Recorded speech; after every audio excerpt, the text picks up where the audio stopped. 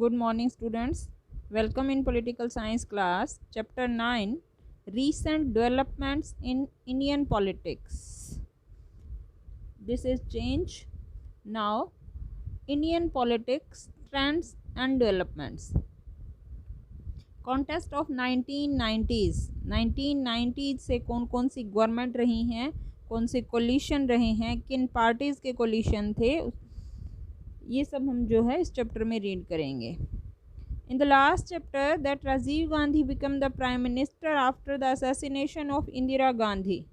जब हम इंदिरा गांधी जी के बारे में रीड कर रहे थे तो वहाँ हमने देखा कि 1984 में एट लास्ट उनका असैसिनेशन हो गया और फिर राजीव गांधी जो कि उनके सन थे वो प्राइम मिनिस्टर बने, जिनका पॉलिटिक्स से उस टाइम कोई रिलेशन नहीं था.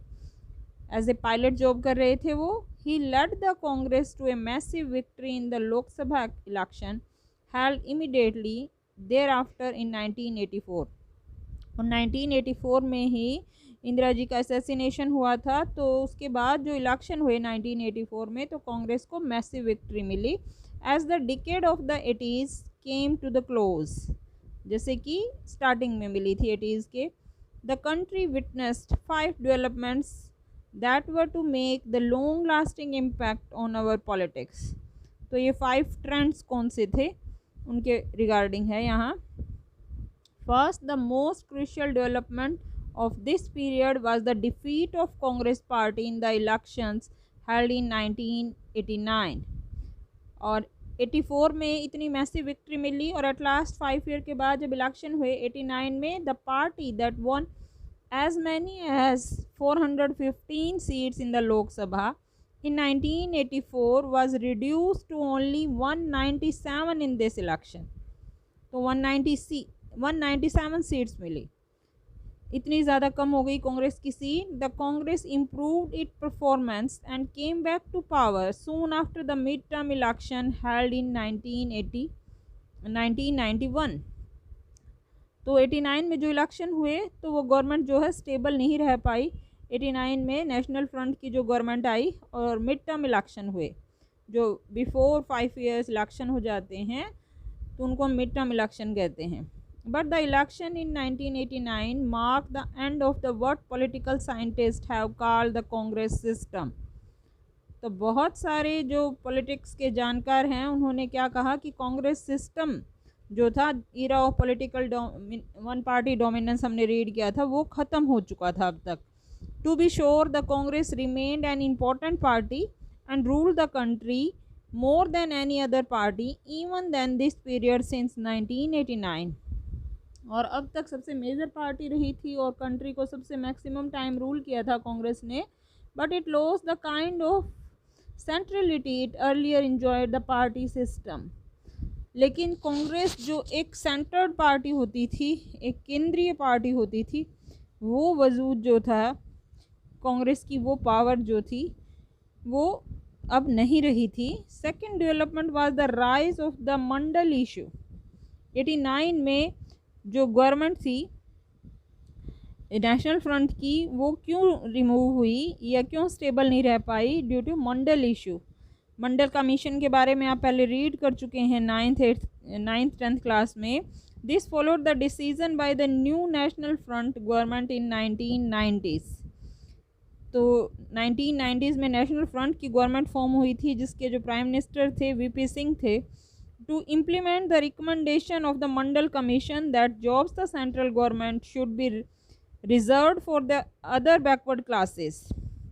तो नेशनल फ्रंट ने बिफोर इलेक्शन ये अनाउंस किया था कि अगर वो पावर में आते हैं, अगर उनकी पार्टी इलेक्शन विन करती है तो वो मंडल कमीशन की रिपोर्ट्स को जो है इम्प्लीमेंट करेंगे. और लेकिन जब उन्होंने ऐसा किया तो पूरे कंट्री में बहुत ज़्यादा प्रोटेस्ट हुआ उनका. This led to the violent anti Mandal protest in different parts of the country. Violence start हो गया.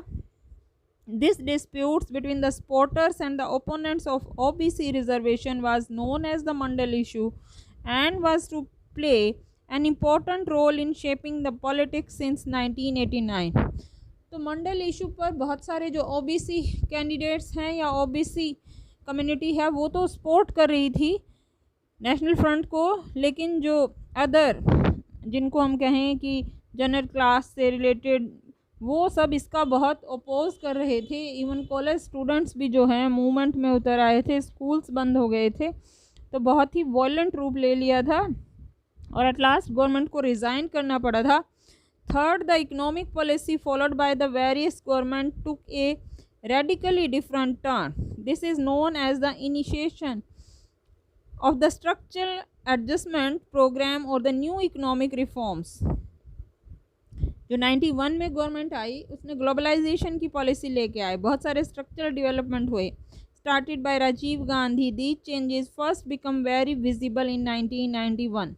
तो एक्चुअली जो चेंजेस कांग्रेस राजीव गांधी के टाइम में करना चाह रही थी, वो अब जो 91 में अगेन कांग्रेस गवर्नमेंट आई नरसिम्हा राव के अंडर, अब पॉसिबल हो पा रहे थे। Radically change the direction that the Indian economy has pursued since independence.